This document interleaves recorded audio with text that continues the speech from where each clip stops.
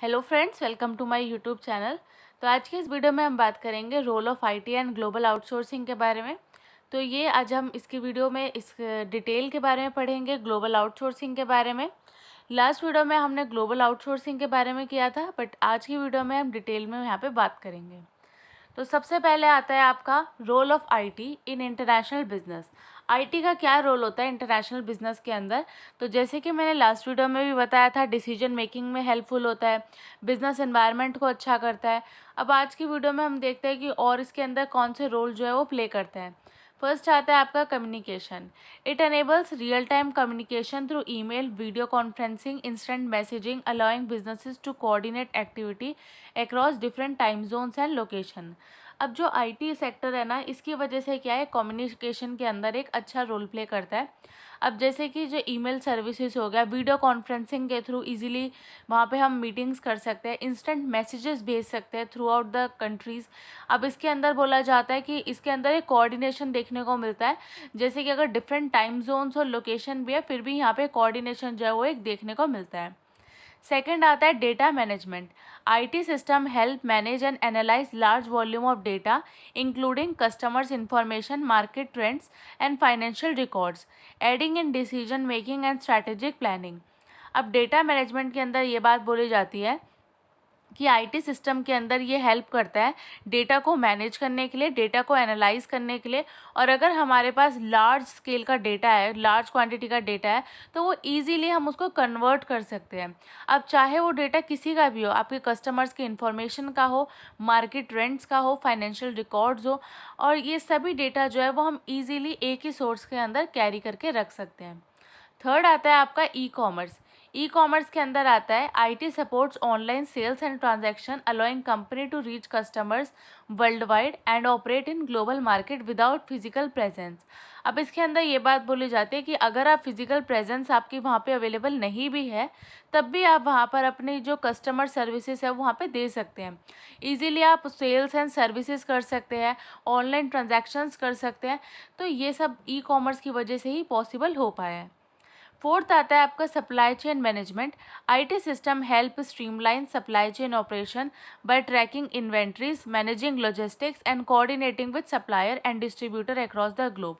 Supply chain management के अंदर ये बात बोली जाती है कि सप्लाई चेन ऑपरेशन की वजह से आपकी जो इन्वेंट्री है आप उसको ट्रैक कर सकते हैं, और साथ में आप ये देख सकते हैं कि आप आपकी लॉजिस्टिक्स जो है उसको मैनेज कर सकते हैं। आपको कौन सा जो आपका प्रोडक्ट है वो कहाँ रखना है, आप उसको भी मैनेज कर सकते हैं, कोऑर्डिनेट कर सकते हैं अपने सप्लायर्स के साथ में, डिस्ट्रीब्यूटर्स के साथ में। तो ये आपका थ्रू आउट द ग्लोब, ये आप कहीं भी बैठ के इसको मैनेज किया जा सकता है, क्योंकि सप्लाई चेन मैनेजमेंट की वजह से पॉसिबल हो पाया। इसके बाद में आता है आपका व्हाट इज़ ग्लोबल आउटसोर्सिंग। जैसे कि हमने लास्ट वीडियो में भी बात की थी, ग्लोबल आउटसोर्सिंग के अंदर हम क्या करते हैं, दूसरी कंट्रीज से इंडिविजुअल्स को या फिर कंपनीज को हायर करके लाते हैं अपनी कंट्री के अंदर, जिससे हम अपने बिजनेस एक्टिविटीज़ को ईजिली परफॉर्म कर पाएँ। Global outsourcing is the practice of hiring external organization to perform certain business functions in a different country than where the product or services are actually developed or manufactured। अब इसके अंदर भी यही बात बोली गई है कि इसके अंदर हम एक्सटर्नल्स को लेकर आते हैं, हायर करके लाते हैं। अब चाहे वो ऑर्गेनाइजेशंस हो, इंडिविजुअल्स हो, कंपनीज हो, अब उनको हम हायर इसलिए करके लाते हैं जिससे हम अपने बिजनेस फंक्शंस को यहाँ पे परफॉर्म कर पाए। और ज़रूरी नहीं है कि वो डेवलप और मैन्युफैक्चर्ड सेम कंट्री के अंदर हुआ हो, आप किसी और कंट्री के अंदर भी उसकी मैन्युफैक्चरिंग और जो डेवलपिंग है वो हो सकती है। इसके बाद में आता है आपका रोल ऑफ ग्लोबल आउटसोर्सिंग। अब रोल के अंदर आपका फर्स्ट आता है कॉस्ट सेविंग। आउटसोर्सिंग की वजह से क्या होता है, जो आपकी कॉस्ट है ना, कॉस्ट कट हो जाता है, कॉस्ट के अंदर रिडक्शन देखा जाता है, क्योंकि चीप लेबर कॉस्ट जो है वो यहाँ पर देखा जाता है। लेबर्स को जो है वो चीप लेबर कॉस्ट उनको दी जाती है, पैसे जो है वो उनको कम दिए जाते हैं, तो इस वजह से क्या होता है, कॉस्ट जो है वो सेव हो जाती है। सेकेंड आता है access to specialise skills. Outsourcing allow companies to access a global talent pool and leverage specialise skills that may not be available in house. तो इसके अंदर एक स्पेशलाइज जो स्किल्स होती है वो देखने को मिलता है, आपका एक ग्लोबल टैलेंट जो है वो एक देखने को मिलता है, तो ये चीज़ यहाँ पे देखी जाती है। थर्ड आता है इंक्रीज्ड एफिशिएंसी। अब यहाँ पे जो एफिशिएंसी है वो प्रोडक्ट की वो बढ़ती है। साथ में यहाँ पे देखा जाता है कि जो time to time market for product और सर्विसेज होते हैं वो रिड्यूस होता है, प्रोडक्टिविटी यहाँ पे इंक्रीज़ होती है। Focus on core competency. By outsourcing non-core functions, company can focus their resources and efforts on their core business, leading to improved performance and competitiveness. अब इसके अंदर ये बात बोली जाती है कि इसके अंदर जो फोकस किया जाता है ना, वो कोर एरिया पे किया जाता है। जो फोकस है, कंपनीज जो होती है वो अपने रिसोर्सेज पे फोकस करती है, अपने बिजनेस एफर्ट्स को अच्छा करने के लिए फोकस किया जाता है। इससे क्या होता है, जो आपकी परफॉर्मेंस है वो अच्छी होती है, परफॉर्मेंस के अंदर इम्प्रूवमेंट देखने को मिलता है और कंपटीशन जो है वो भी लीड कर पाते हैं हम। अब इसके बाद आता है reasons of India being a global outsourcing hub. क्या रीज़न है कि इंडिया को यहाँ पे ग्लोबल आउटसोर्सिंग हब माना गया है? अब इसके अंदर आपका आता है strong IT infrastructure. India has made a significant investment in IT infrastructure including high speed internet connectivity and modern office space.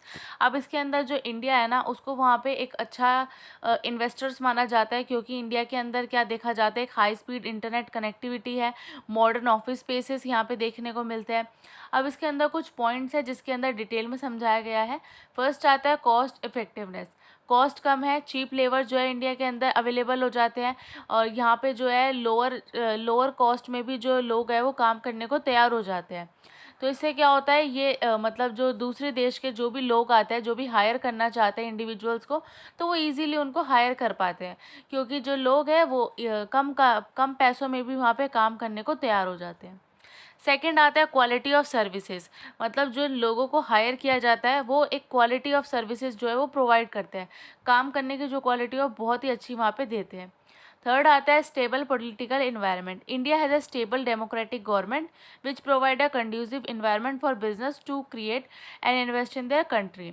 अब इसके अंदर एक स्टेबल पॉलिटिकल इन्वायरमेंट बोला जाता है। जैसे कि आप सभी को पता है कि हमारी कंट्री में क्या होता है, 5 साल के लिए गवर्नमेंट को हम चुन के लेकर आते हैं, और उसके बाद में जैसे ही उनका 5 साल का जो टाइम है वो ख़त्म होता है, तो गवर्नमेंट अपने आप ही जब इलेक्शन होता है उसके बाद चेंज हो जाती है।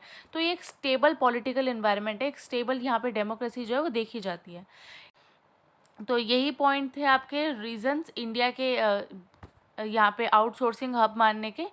तो आज की वीडियो में बस इतना ही। अगर आपको मेरी वीडियो अच्छी लगी हो तो प्लीज़ लाइक करें, चैनल पे नए हो तो सब्सक्राइब करें, और आप मेरी वीडियो को ज़्यादा से ज़्यादा शेयर करें। Thank you so much for watching.